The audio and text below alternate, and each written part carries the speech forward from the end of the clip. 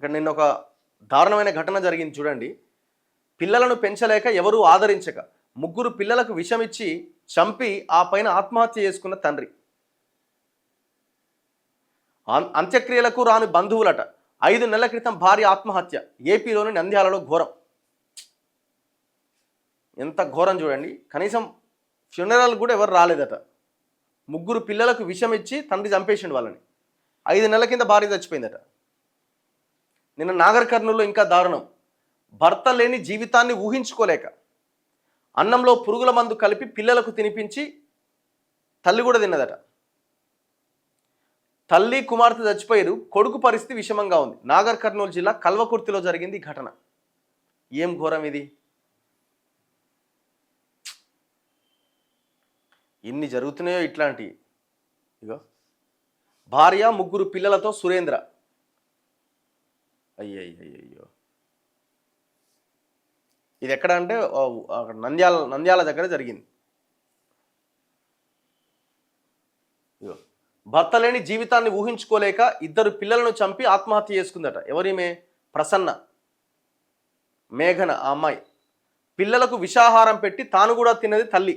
తల్లి కుమార్తె చచ్చిపోయారు. ఇగో వీళ్ళిద్దరు చనిపోయారు పాపం. అమ్మాయి కూడా పెద్ద అమ్మాయి. కొడుకు పరిస్థితి విషమంగా ఉంది. తనను క్షమించాలి అంటూ సూసైడ్ నోట్ రాసిందట. భర్త మరణంతో తీవ్ర మనోవేదనతో గడుపుతున్న ఓ మహిళ 2 పిల్లలను చంపేసి తాను కూడా ఆత్మహత్య చేసుకోవాలని నిర్ణయించుకున్నది.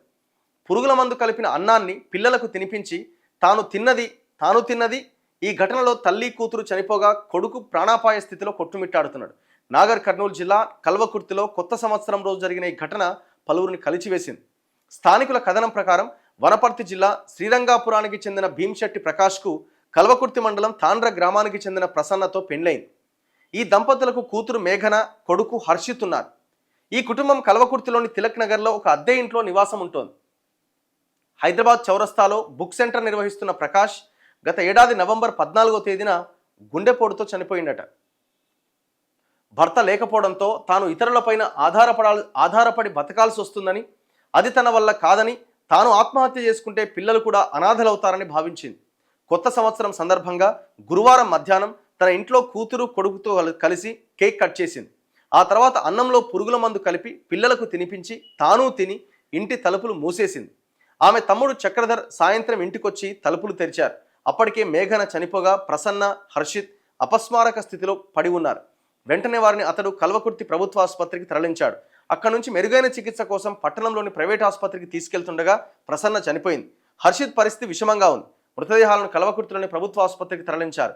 భార్యలే భర్తలను చంపుతున్న ఈ రోజుల్లో భర్త మరణాన్ని తట్టుకోలేక, ఆయన లేని జీవితాన్ని ఊహించుకోలేక తీసుకున్న నిర్ణయానికి తనను క్షమించాలి అని ప్రసన్న తన తండ్రిని ఉద్దేశించి రాసిన సూసైడ్ నోట్లో పేర్కొన్నదట.